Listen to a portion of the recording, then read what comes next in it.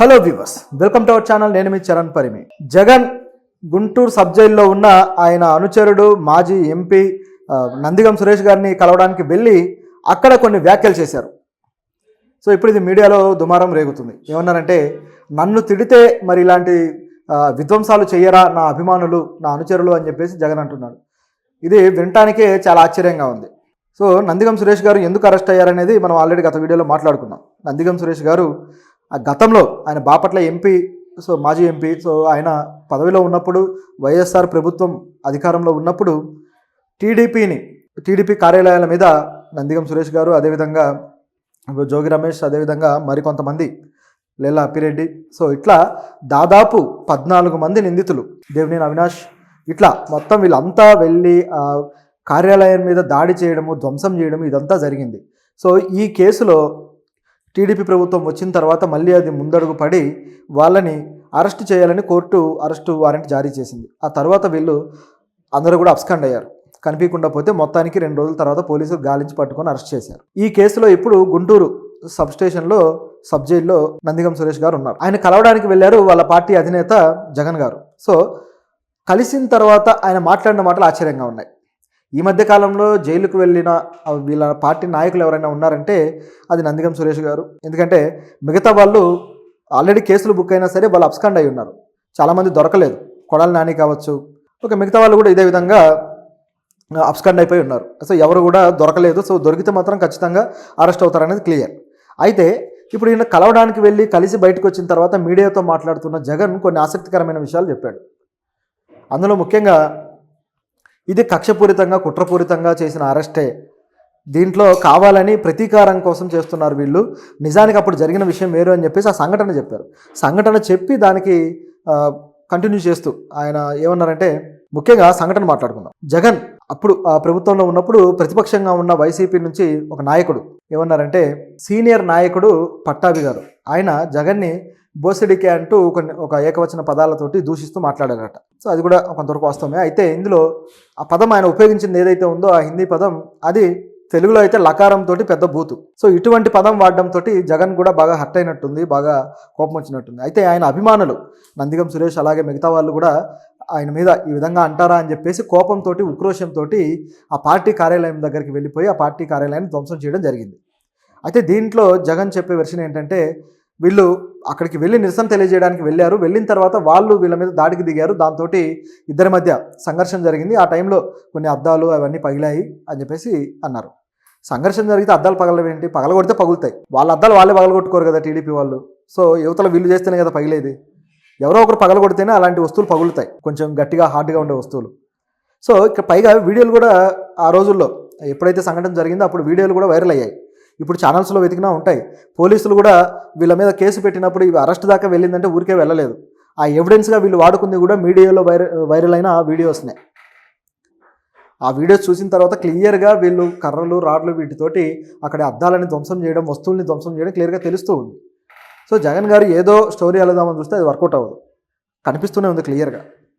అట్లా ధ్వంసం చేసి ఇది చేశారు. అయితే ఇది వాళ్ళు పార్టీ అధికారంలో ఉంది కాబట్టి వాలంటీర్గానే రియాక్ట్ అయ్యి పార్టీ మీద విమర్శలు వస్తే తట్టుకోలేక వెళ్ళి చేశారేమో అన్నట్టుగా ఇన్ని రోజులు అనిపించింది. కానీ ఇప్పుడు జగన్ గారు మాట్లాడిన దాన్ని బట్టి ఒక క్లారిటీ అయితే వచ్చింది.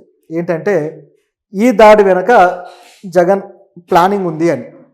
లేకపోతే నన్ను తిట్టారు కాబట్టి వాళ్ళు వెళ్ళి దాడి చేశారు, నా మీద అభిమానం అదే అని చెప్పేసి ఇంత నిస్సిగ్గుగా చెప్పుకోవాల్సి వస్తుంది ఆయన. సో తిట్టారు కాబట్టి మీరు వెళ్ళి దాడి చేయండి అని చెబితేనే వాళ్ళు చేశారనేది ఇక్కడ అర్థమైపోతుంది. నేను దీనికి పెద్ద ఆలోచించాల్సిన పని లేదు. అంటే నన్ను మీరెవరు తిట్టొద్దు, నన్ను మీరెవరు క్వశ్చన్ చేయొద్దు, నన్ను మీరెవరు విమర్శించొద్దు, విమర్శిస్తే మీ ఇళ్లలోకి వస్తాం, మీ ఆఫీసుల్లోకి వచ్చి ధ్వంసం చేస్తాం అని చెప్పుకోవడం అనమాట ఇది. నన్ను తిట్టారు కాబట్టి చేశారంటే వాళ్ళు చేసిన చర్య ప్రజాస్వామ్యంలో సరైనదా? ఒక ఎంపీ స్థాయిలో ఉండాల్సిన వ్యక్తి ఈ విధంగా వెళ్ళి చేయడం ఎంతవరకు సరైంది? కొద్దిగా కామన్ సెన్స్ ఉండాలి కదా. అంటే నన్ను తిడితే మీ ఇళ్ల మీదకి వచ్చి దాడులు చేస్తాము మా అధికారులతో సహా అన్నట్టుగా ఒక దుర్మార్గమైన నేచర్ ఇక్కడ కనబడుతుంది. ఇది ఖచ్చితంగా తప్పుపట్టాల్సిన విషయమే. మరి ఆ తిట్టు ఏమన్నా సరైందంటే ఆ తిట్టిన వ్యక్తి కూడా పనికి మళ్ళీ తిట్టాడు. రాజకీయాల్లో మితిమీరిన వల్గర్ లాంగ్వేజ్ తీసుకొచ్చిన సొసైటీ ఇప్పుడు ఉందన్నమాట. ముఖ్యంగా గత 2 అసెంబ్లీ ఇది చూస్తే, ఏవైతే 2 సార్లు వచ్చిన ప్రభుత్వాలు టీడీపీ కావచ్చు, ఆ తర్వాత వచ్చిన వైసీపీ కావచ్చు.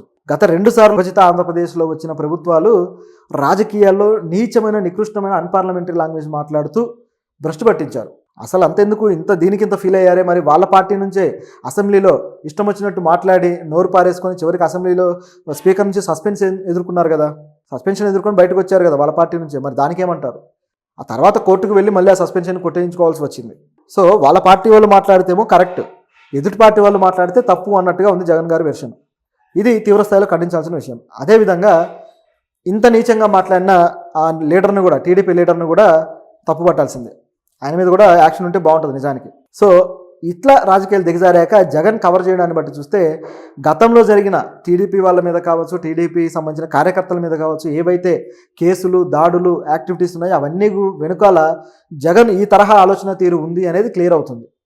ఆయన విమర్శిస్తే ఈ విధంగా అటాక్ చేస్తాడనేది క్లియర్గా కనిపిస్తుంది ఇక్కడ. సో ఈ రెడ్ బుక్ రాజకీయం వీళ్ళు నడిపిస్తున్నారు, మేము ఎటువంటి ప్రతీకారాలు తీర్చుకోలేదు, వీళ్ళు తీర్చుకుంటున్నారని చెప్పేసి జగన్ గారు ఇప్పుడు మాట్లాడుతున్నారు. రెడ్ బుక్ రాజకీయం నడుస్తున్న మాట కూడా వాస్తవం. ఆ రోజుల్లో ఇబ్బంది పెట్టిన వాళ్ళందరినీ జైలుకు పంపించే ప్రోగ్రాం టీడీపీ పెట్టుకుంది. ఇది కూడా దుర్మార్గమైన రాజకీయమే, దీన్నేం ఎవరు హర్షించాల్సిన పని లేదు. కాకపోతే ఇద్దరు దుర్మార్గమే చేస్తున్నప్పుడు ఇక ఒకరి మీద ఒకరు శిక్షలు విధించుకుంటే జనాలు ప్రేక్షకుల్లాగా చూస్తూ ఉండటం తప్ప చేసేదేం లేదు. సో ఇది పరిస్థితి.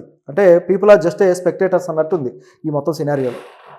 ఇకపోతే జగన్ ఈ విజయవాడ వరదలను కూడా తన స్పీచ్లో మాట్లాడుతూ, ఈ విజయవాడ వరదలకి కేవలం చంద్రబాబు గారే కారణం అనే తన మొదటి పాట ఏదైతే ఉందో ఆ పాటే పాడుతూ వస్తున్నాడు.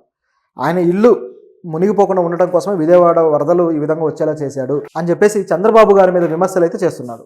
ఇది ఇక్కడ ఉన్న పరిస్థితి. అయితే ఇది కూడా ఎవరూ నమ్మే పరిస్థితి లేదు. దీని మీద ఆల్రెడీ మనం 3-4 వీడియోల్లో మాట్లాడుకున్నాం. దాంతో కూడా నందిగం సురేష్ గారి బోట్లకు సంబంధించిన టాపిక్ రావడము, ఆయన ఆల్రెడీ జైల్లో ఉన్నాడు. సో జైల్లో ఉన్నాడు కాబట్టి ఈజీగా ఆయన పేరు మీద అది ప్రచారం చేశారేమో అన్నట్టుగా కనపడింది. ఎందుకంటే వైసీపీ వాళ్ళు ఒక రకంగా ప్రచారం చేస్తున్నారు, టీడీపీ వాళ్ళు ఒక రకంగా ప్రచారం చేస్తున్నారు. ఇద్దరికి సంబంధించిన ప్రూఫ్లు కూడా బయటకు వచ్చేసినాయి. సో ఇందులో కుట్ర కోణం అనేది కేవలం ఒక స్పెక్యులేషన్ లాగానో లేకపోతే కాన్స్పిరసీ లాగానో ఉంది తప్పితే అది అంతకు మించి వాస్తవాలతో కూడింది అయితే కాదు. ఈరోజు అయితే నందిగం సురేష్ గారి వైఫ్ కూడా, ఆవిడ కూడా మీడియా ముందుకు వచ్చి అనిత గారికి ఛాలెంజ్ చేశారు. ఎందుకంటే హోమ్ మినిస్టర్ గారు ఒక మాట అన్నారు కదా, ఈ ఏవైతే బోట్లు ఉన్నాయో అవి నందిగం సురేష్ గారివి అన్నట్టుగా ఆవిడ మాట్లాడినందుకు వాటి మీద ఆయన పేరేమన్నా ఉందా, ఉంటే చూపించండి అని చెప్పి. దేని మీదైనా పేర్లు రాసుకొని వాడరు కదా, ఏ వస్తువైనా పేర్లు రాసుకొని వాడుకుంటారా? పేర్లు ఆ రిజిస్ట్రేషన్ పత్రాల్లో ఉంటాయి, లేకపోతే కొన్న వాళ్ళ పేర్ల మీద ఉంటాయి, లేదా కొన్న వాళ్ళని అడ్డం పెట్టుకొని వెనకాల ఎవరైనా డబ్బులు సప్లై చేశారా, ఏం జరుగుతుంది అనేది పోలీసుల దర్యాప్తులో తేలుతుంది. పేర్లు ఉండడం అనేది అదేదో ఆవిడ ఆవేశంలో మాట్లాడినట్టుగా ఉంది, కానీ దానికి సంబంధించి ఇంకా దర్యాప్తు అయితే జరగాల్సి ఉంది. సో ఇట్లా నందిగం సురేష్ గారు అరెస్ట్ తర్వాత వాళ్ళ ఫ్యామిలీ కూడా బయటకు వచ్చినట్టు అయింది. సో ఇది టీడీపీ వైసీపీ వారు ఇక ఆజ్యం పోసుకుంటూ వెళ్తున్నారు, కానీ ఇది కుట్రపూరిత రాజకీయాలకి ఇది ఇంకాస్త ఎగదోసినట్టుగానే ఉంది చెప్పాలంటే. ఈ మీటింగ్ కావచ్చు, ఈ ప్రెస్ మీట్ అంతా కూడా.